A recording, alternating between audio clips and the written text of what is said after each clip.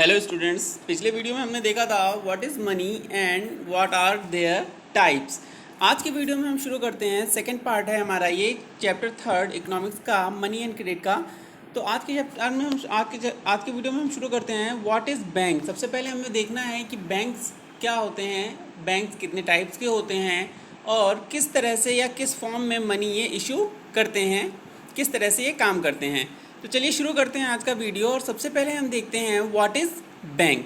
Bank is an institution for receiving, keeping and lending money.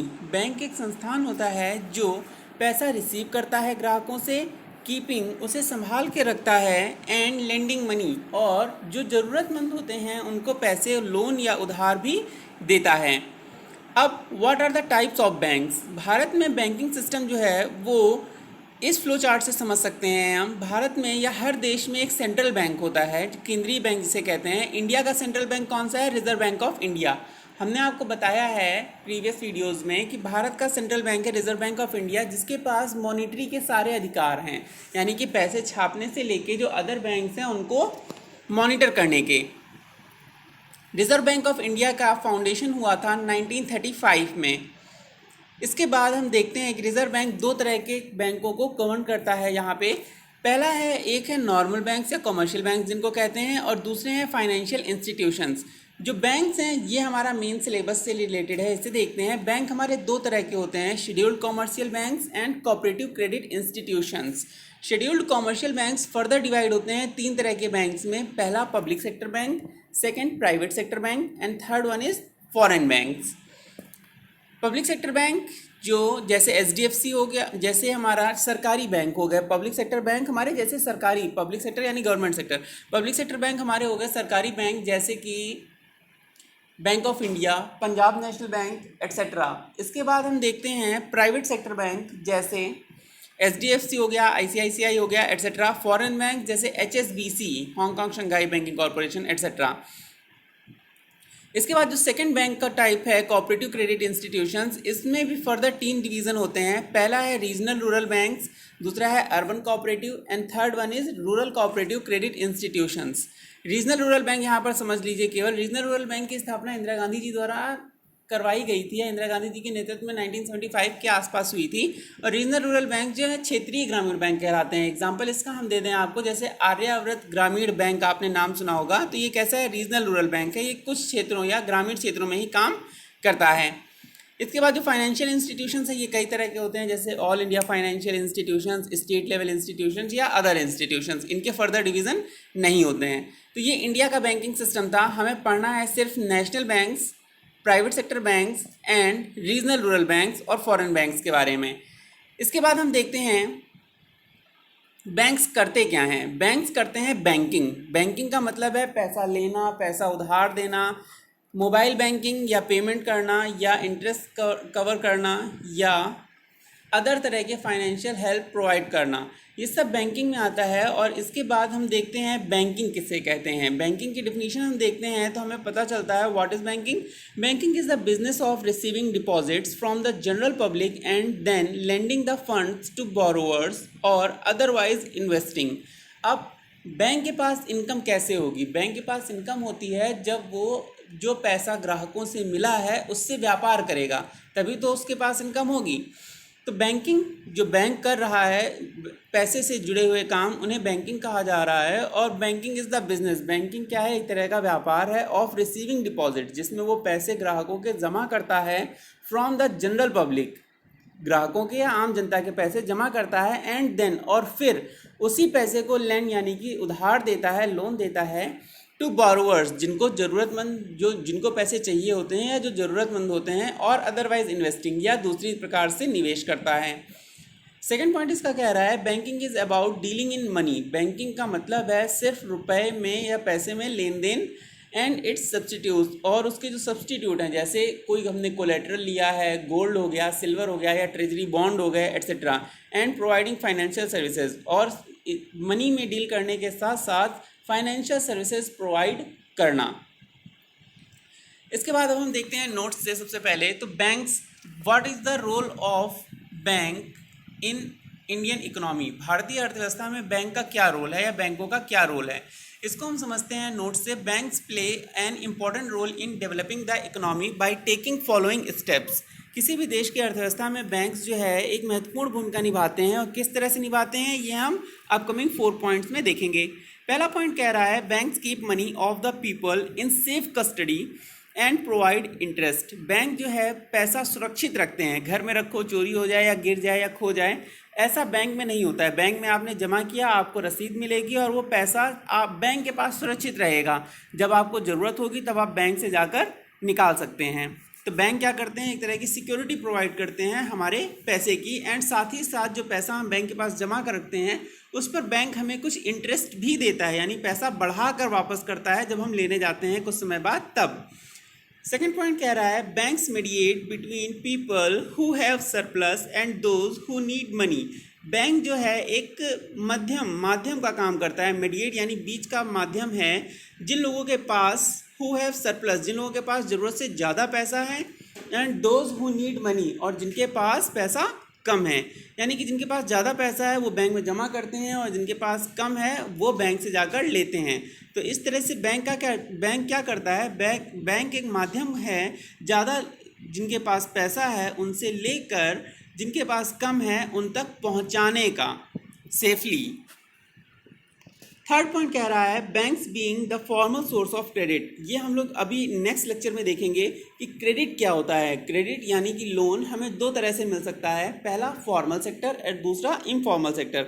हमने आपको बताया भी होगा प्रीवियस वीडियोस में कि फॉर्मल सेक्टर का लोन जिसमें हमें पेपर वर्क रिक्वायर होता है और कुछ ना कुछ गिरवी रखना पड़ता है, कुछ ना कुछ कोलेट्रल हमें ज़रूरी होता है, इसके लिए तभी हमें फॉर्मल सेक्टर से लोन मिल पाता है। और जो इनफॉर्मल सेक्टर होता है उसमें गुडविल पर ही लोन मिल जाता है, या हमें बिना कोलेट्रल रखे भी जल्दी बिना पेपर वर्क के लोन आसानी से मिल जाता है। तो बैंक जो कि एक फॉर्मल सोर्स ऑफ क्रेडिट हैं gives loan at very low rate of interest. यही फ़ायदा है इसका, पेपर वर्क और कोलेट्रल ज़रूर रखना पड़ता है लेकिन फॉर्मल सोर्स ऑफ क्रेडिट होने की वजह से इसमें इंटरेस्ट रेट लो रहता है और इनडेप्टनेस या डेब्ट ट्रैप जैसी सिचुएशन का आना बहुत रेयर होता है। लास्ट पॉइंट इसका कह रहा है banks help in upliftment of agriculture and industry. Bank जो है मदद करते हैं एग्रीकल्चर के उत्थान में। अपलिफ्टमेंट का मतलब उत्थान यानी कंडीशन को बेटर बनाना, दशा को सुधारना। कृषि और उद्योगों की दशा को सुधारने में मदद करते हैं बैंक, कैसे? लो इंटरेस्ट पर लोन प्रोवाइड करके। तो इस तरह से बैंक हेल्प करते हैं किसी भी देश की इकोनॉमी को डेवलप करने में। इसके बाद हम देखते हैं source of income of banks. Bank की सोर्स ऑफ इनकम क्या होते हैं, बैंक को कहाँ कहाँ से पैसे मिलते हैं। तो सबसे पहले नोट से ही देख लेते हैं। व्हेन पीपल या consumer deposit their money in banks, deposit करते हैं पैसा बैंक में, they are given some interest on. Definition से ही समझते हैं इसे। When people or consumer deposit their money in banks they are given some interest on that। जब लोग या ग्राहक पैसा जमा करते हैं बैंक में उन्हें कुछ ब्याज या कुछ इंटरेस्ट मिलता है, यानी कुछ पैसा बढ़कर मिलता है।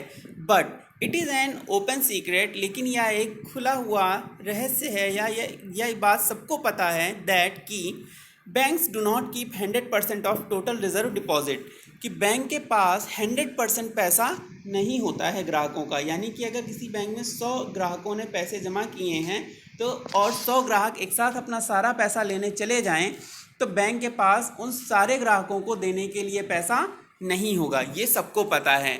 और सब लोग नहीं आएंगे यही मानकर बैंक जो है उस जमा पैसे को दूसरे लोगों में बांटता है। It means they use a part of that money for lending money to those who need it। इसका मतलब ये है कि वह सारे पैसे अपने पास भी नहीं रखता है लेकिन सारे पैसे लोन में भी दूसरे लोगों को नहीं दे सकता है, इसलिए they use a part of that money, वो जमा पैसे का कुछ हिस्सा इस्तेमाल करते हैं फॉर लेंडिंग मनी, दूसरे लोगों को देने में। कौन से दूसरे लोग? To those who need it, जिनको ज़रूरत है। But this time bank charge higher interest rate, लेकिन जब बैंक किसी दूसरे ग्राहक को देते हैं पैसा उधार तब वो ज़्यादा इंटरेस्ट लेते हैं then what they were given, जितना कि वो ग्राहकों को दे रहे हैं उससे ज़्यादा वो ग्राहकों से लेते हैं। इसको हम इस तरह से समझते हैं कि अगर कोई ग्राहक अपना पैसा बैंक के पास रखता है तो उससे 4% ब्याज मिल रहा है बदले में, लेकिन अगर कोई ग्राहक बैंक से पैसा उधार लेता है तो उससे 15% या 12% देना पड़ रहा है। तो ये जो डिफरेंस है इंटरेस्ट रेट में 15 से 4 के बीच में, यही जो है यही हमारा बैंक का इनकम है। The difference of interest rate between taken and given is the main source of income of bank. किसी भी बैंक के लिए मेन सोर्स ऑफ इनकम होता है जो वो उधार देता है पैसा दूसरे ग्राहकों को, उससे मिलने वाला interest. Other source of income अगर हम बैंक के देखें तो bank also charges money for providing various facilities, जिसे हम सर्विस चार्ज कहते हैं, like ATM card, chequebook, internet banking, SMS banking etcetera.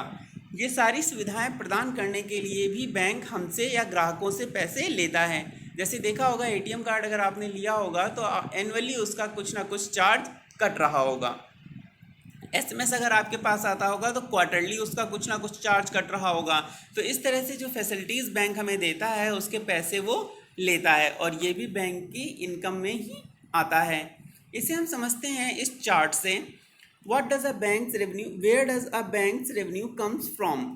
ये एक डच बैंक का चार्ट है, लेकिन ये ऑलमोस्ट सिमिलर होता है हर देश के लिए। यहाँ पर हम देख पा रहे हैं कि 65% जो है इनकम बैंक की वो किससे हो रही है, वो सिर्फ इंटरेस्ट से हो रही है, यानी कि जो लोन उसने दूसरे ग्राहकों को दिया है उससे मिलने वाला इंटरेस्ट ही बैंक की मेन सोर्स ऑफ इनकम है। इसके अलावा 10% service charge, 10% capital market and asset management, 5% mortgage and loan fees and others. तो हम समझ पा रहे हैं हमें ये डाटा याद नहीं रखना है, हमें सिर्फ एनालाइज करना है और अपने इस सेंटेंस को सपोर्ट करने के लिए ये डाटा दिखाना है कि जो मेन सोर्स ऑफ इनकम है किसी बैंक का वो होता है interest rate charged on lending money. जो पैसा वो उधार दे रहा है उस पर चार्ज किया जाने वाला इंटरेस्ट रेट। इसके बाद नेक्स्ट हम देखते हैं फॉर्म्स ऑफ मनी। हमने प्रीवियस वीडियो में आपको बताया था types of money and forms of money, ये दोनों अलग अलग चीज़ें हैं। टाइप्स ऑफ मनी हमने आपको बता दिया था किस तरह के होते हैं। आज हम देखेंगे forms of money. Forms of money हमारा दो तरह का है जो बैंक जिसमें डील करते हैं। पहला है करेंसी। जिस करेंसी हमने पढ़ा था दो तरह की होती है students, coins and paper notes. Coins जो स्मॉल वैल्यू करेंसी होती है, पेपर नोट्स जो हायर वैल्यू मनी होती है उसके पेपर नोट्स बनाए जाते हैं, जैसा आप साइड पिक्चर में देख पा रहे होंगे।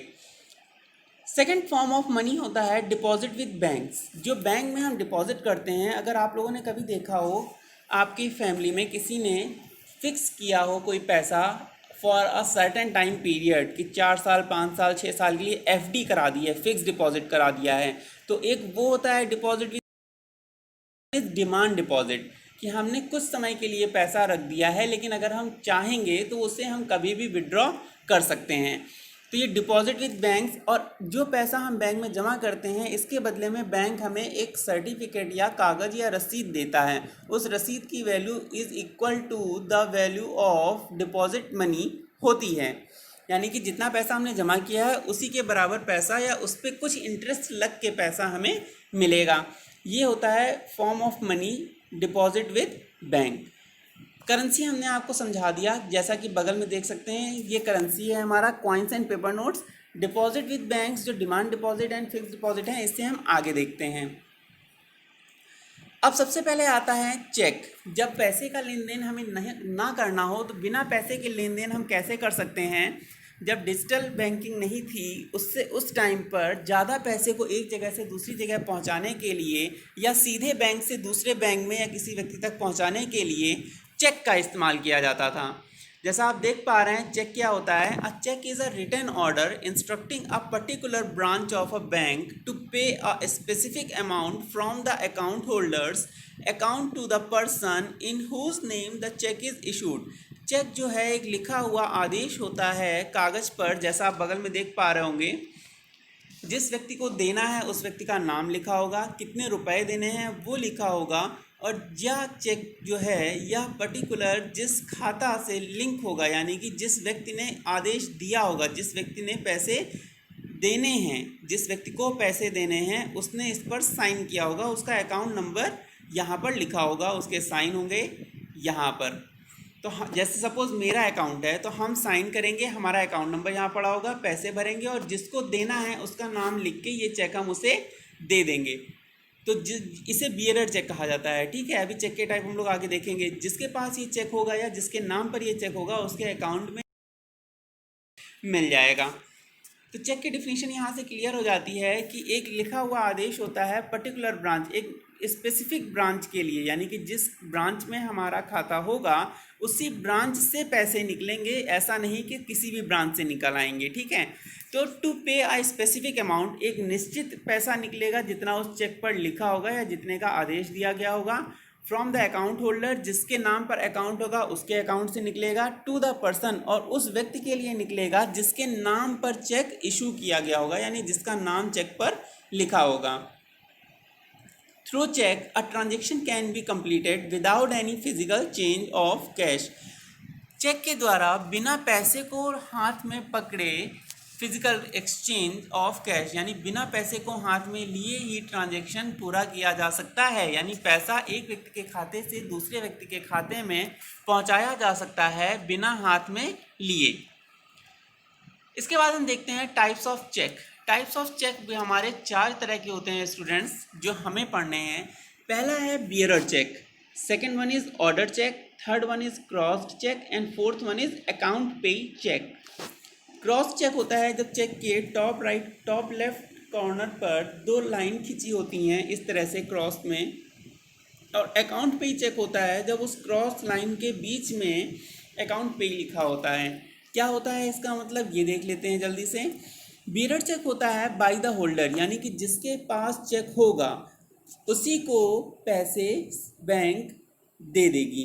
Check encashed on counter in payers bank, यानी कि आप जिसने चेक दिया है आप उसकी बैंक में जाओगे, उस बैंक उसका खाता जिस बैंक की ब्रांच में होगा आप उसमें जाओगे, चेक दिखाओगे और काउंटर पर आपको पैसे मिल जाएंगे। अगर आप चाहते हो कि चेक थोड़ा सेफ रहे और आपका पैसा कोई दूसरा व्यक्ति ना निकाल ले, जिसके मान लीजिए चेक किसी दूसरे व्यक्ति के पास चला गया तो अब वो जाके निकाल ले पैसे, तो ऐसा ना हो इसलिए लोग क्या करते हैं, ऑर्डर चेक इशू करते हैं। ऑर्डर चेक क्या होता है, जो ओनली द पेई, यानी कि जिसका नाम लिखा होगा उसी की आईडी देखकर उस व्यक्ति को दिया जाएगा कैश, यानी कि ये सिक्योरिटी लेवल एक ऊपर हो जाता है। जिसके पास बियरर चेक में क्या है, जिसके पास चेक होगा हम उसे पैसे दे देंगे, उसे बैंक पैसे दे देगी। ऑर्डर चेक में क्या होगा, जिसका नाम लिखा होगा सिर्फ उसे पैसे दिए जाएंगे आईडी प्रूफ देखकर। क्रॉस चेक एक लेवल और अप हो जाता है सिक्योरिटी का, और इसमें जिसके पास चेक होगा उसके अकाउंट में पैसा भेजा जाएगा। और लास्ट वन जो है अकाउंट पे चेक, इसमें जिसका नाम लिखा होगा उसी के अकाउंट में चेक भेजा जाएगा, उसी के अकाउंट में कैश ट्रांसफ़र कर दिया जाएगा। तो ये थे हमारे 4 type of cheque, 4 type of cheques. ये पूछे नहीं जाते हैं बोर्ड एग्जाम में, पर आपको पता होनी चाहिए। Bearer, order cheque, cross cheque and last one is account pay cheque. सबसे जो सिक्योरिटी में सबसे ज़्यादा हाई है वो अकाउंट पे चेक है और सबसे जो लो है वो बियरर चेक है। इसके बाद हम देखते हैं demand deposit. These are payable by the banks on demand from the account holder. ये जो डिमांड डिपॉजिट होते हैं ये कुछ समय के लिए जमा किए जाते हैं और जिसने जमा किया है वो जब चाहे तब निकाल भी सकता है। Example current and saving account deposits, जो नॉर्मली हम लोगों के करंट एंड सेविंग अकाउंट्स होते हैं उसे डिमांड डिपॉजिट ही कहा जाता है। हम लोग जमा करते हैं पैसे, इस पर कुछ इंटरेस्ट मिलता है। करंट अकाउंट में इंटरेस्ट नहीं मिलता है, सेविंग्स अकाउंट में इंटरेस्ट मिलता है 3.5 से 4%, लेकिन हम जब चाहें तब पैसा निकाल भी सकते हैं बाय एटीएम और by going through the branch. The depositor can withdraw their money when ever they want. Demand deposit की सबसे खास बात क्या है कि इसमें पैसा जिसने जमा किया है वो पैसा कभी भी निकाल भी सकता है। इसे थोड़ा और सरल भाषा में समझ लेते हैं। डिमांड डिपॉजिट्स 3 पॉइंट में, दीज आर प्लेस्ड और deposit generally for a short period of time.